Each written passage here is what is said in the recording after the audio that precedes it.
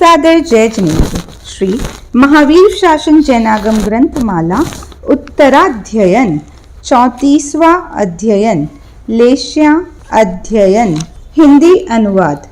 मैं अनुपूर्वी के क्रमानुसार लेश्या अध्ययन का निरूपण करूंगा।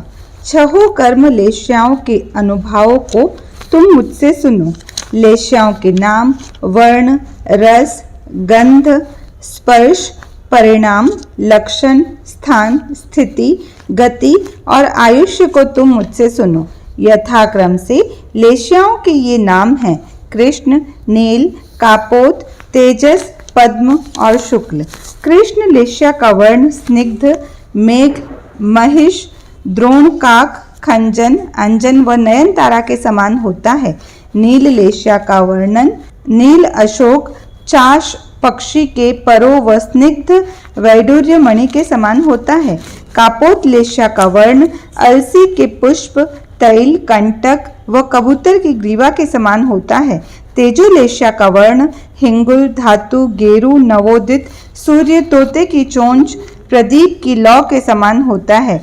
पद्म लेश्या का वर्ण भिन्न हरिताल, भिन्न हल्दी, सन और असन के पुष्प के समान होता है। शुक्ल लेश्या का वर्ण शंख, अंकमणि, कुंद पुष्प, दुग्ध प्रवाह, चांदी व मुक्ताहार के समान होता है।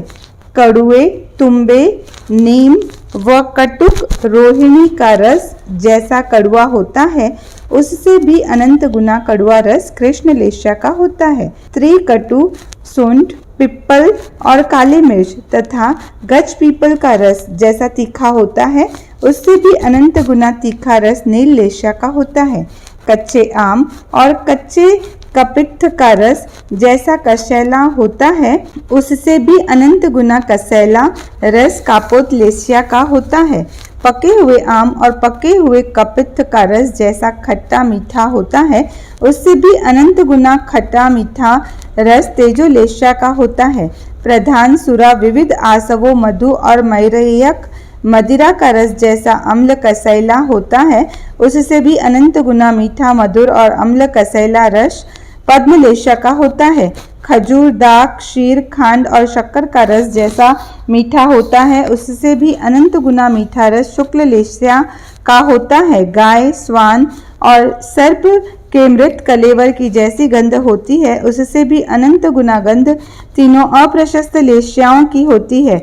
सुगंधित पुष्पों और पीसे जा रहे सुगंधित पदार्थों की जैसी गंध होती है, उससे भी अनंत गुना गंध तीनों प्रशस्त लेश्याओं की होती है। करवत, गाय की जीभ और शाक वृक्ष के पत्रों का स्पर्श जैसा कर्कश होता है, उससे भी अनंत गुना कर्कश स्पर्श तीनों अप्रशस्त लेश्याओं का होता है। बूर, नवनीत और शिरीष के पुष्पों का स्पर्श जैसा मृदु होता है, उससे भी अनंत गुना मृदु स्पर्श तीनों प्रशस्त लेश्याओं का होता है। लेश्याओं के 3, 9, 27, 81 या 243 प्रकार के परिणाम होते हैं।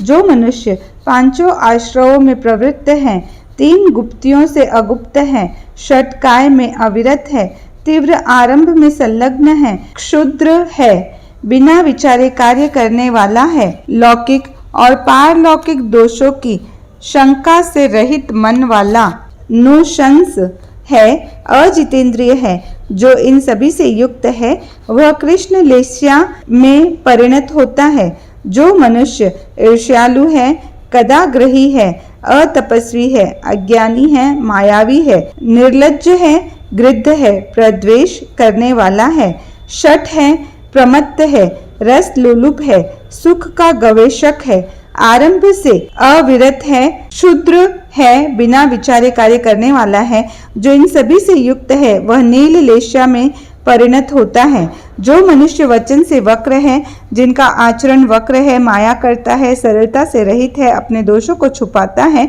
छद्म का आचरण करता है, मिथ्या दृष्टि है, अनार्य है, हंसोड़ है, दुष्ट वचन बोलने वाला है, चोर है, मत्सरी है, जो इन सभी प्रवृत्तियों से युक्त है, वह कापोत लेश्या में परिणत होता है। जो मनुष्य नम्रता से बर्ताव करता है, अचपल है, माया से रहित है, अकुतूहली है, विनय करने में निपुण है, दांत है, समाधि युक्त है, उपधान करने वाला है, धर्म में प्रेम रखता है, धर्म में दृढ़ है, पाप भीरु है, हित चाहने वाला है। जो इन सभी प्रवृत्तियों से युक्त है वह तेजोलेश्या में परिणत होता है।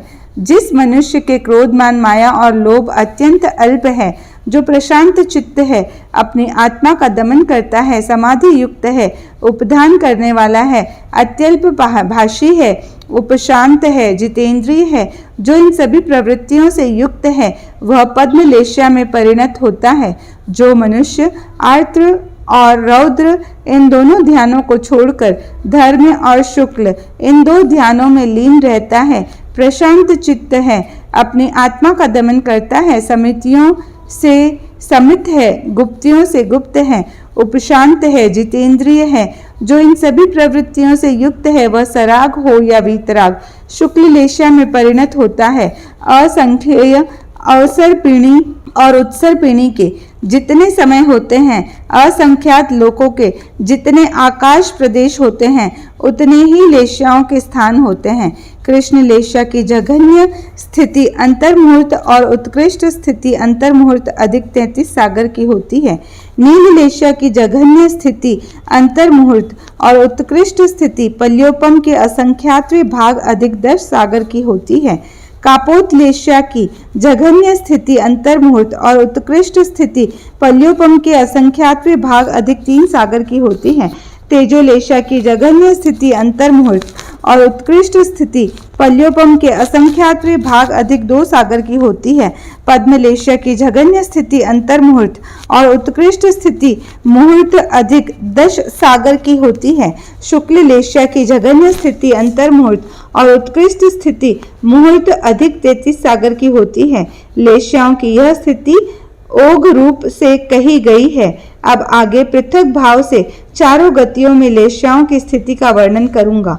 नारकीय जीवों के कापोत लेश्या की जघन्य स्थिति पल्योपम के असंख्यात्वे भाग अधिक 3 सागर की होती है। नील लेश्या की जघन्य स्थिति पल्योपम के असंख्यात्वे भाग अधिक 3 सागर और उत्कृष्ट स्थिति पल्योपम के असंख्यात्वे भाग अधिक 10 सागर की होती है। कृष्ण लेश्या की जघन्य स्थिति पल्योपम के असंख्यात्वे भाग अधिक 10 सागर और उत्कृष्ट स्थिति 33 सागर की होती है। यह नैरयिक जीवों की लेश्याओं की स्थिति का वर्णन किया गया है। इससे आगे तिर्यंच मनुष्य और देवों की लेश्याओं की स्थिति का वर्णन करूंगा। तिर्यंच और मनुष्य में जितनी लेश्याएं होती है उनमें से शुक्ल लेश्या को छोड़कर शेष सब लेश्याओं की जघन्य और उत्कृष्ट स्थिति अंतर्मुहूर्त की होती है। शुक्ल लेश्या की जघन्य स्थिति अंतर्मुहूर्त और उत्कृष्ट स्थिति 9 वर्ष न्यून 1 करोड़ पूर्व की होती है। वह तिर्यंच और मनुष्य के लेश्याओं की स्थिति का वर्णन किया गया है। इससे आगे देवों की लेश्याओं की स्थिति का वर्णन करूंगा। भवनपति और वाणव्यंतर देवों के कृष्ण लेश्या की जघन्य स्थिति 10,000 वर्ष और उत्कृष्ट स्थिति पल्योपम के असंख्यात्वे भाग की होती है। कृष्ण लेश्या की जो उत्कृष्ट स्थिति है उसमें एक समय मिलाने पर वह नील लेश्या की जघन्य स्थिति होती है और उसकी उत्कृष्ट स्थिति पल्योपम के असंख्यात्वे भाग जितनी है। नील लेश्या की जो उत्कृष्ट स्थिति है उसमें एक समय मिलाने पर वह कापोत लेश्या की जघन्य स्थिति होती है और उसकी उत्कृष्ट स्थिति पल्योपम के असंख्यात्वे भाग जितनी है। इससे आगे भवनपति वाणव्यंतर ज्योतिष और वैमानिक देवों की तेजोलेश्या की स्थिति का निरूपण करूंगा। तेजोलेश्या की जघन्य स्थिति 1 पल्योपम और उत्कृष्ट स्थिति पल्योपम के असंख्यात्वे भाग अधिक 2 सागर की होती है। तेजोलेश्या की जघन्य स्थिति 10,000 वर्ष और उत्कृष्ट स्थिति पल्योपम के असंख्यात्वे भाग अधिक 2 सागर की होती है। जो तेजोलेश्या की स्थिति है उसमें एक समय मिलाने पर वह पद्मलेश्या की जघन्य स्थिति होती है और उसकी उत्कृष्ट स्थिति अंतर्मुहूर्त अधिक 10 सागर की होती है। जो पद्मलेश्या की उत्कृष्ट स्थिति है उसमें एक समय मिलाने पर वह शुक्ल लेश्या की जघन्य स्थिति होती है और उसकी उत्कृष्ट स्थिति अंतर्मुहूर्त अधिक 33 सागर की होती है। कृष्ण, नील और कापोत ये तीनों अधर्म लेश्याएं हैं। इन तीनों से जीव प्रायः दुर्गति को प्राप्त होता है। तेजस, पद्म और शुक्ल ये तीनों धर्म लेश्याएं हैं। इन तीनों से जीव प्रायः सुगति को प्राप्त होता है। पहले समय में परिणत सभी लेश्याओं में कोई भी जीव दूसरे भव में उत्पन्न नहीं होता। अंतिम समय में परिणत सभी लेश्याओं में कोई भी जीव दूसरे भव में उत्पन्न नहीं होता। लेश्याओं की परिणति होने पर अंतर्मुहूर्त बीत जाता है, अंतर्मुहूर्त शेष रहता है, उस समय जीव परलोक में जाते हैं। इसलिए इन लेश्याओं के अनुभागों को जानकर मुनि अप्रशस्त लेश्याओं का वर्जन करे और प्रशस्त लेश्याओं को स्वीकार करे, ऐसा लेखक कहते हैं। ओम अरहम।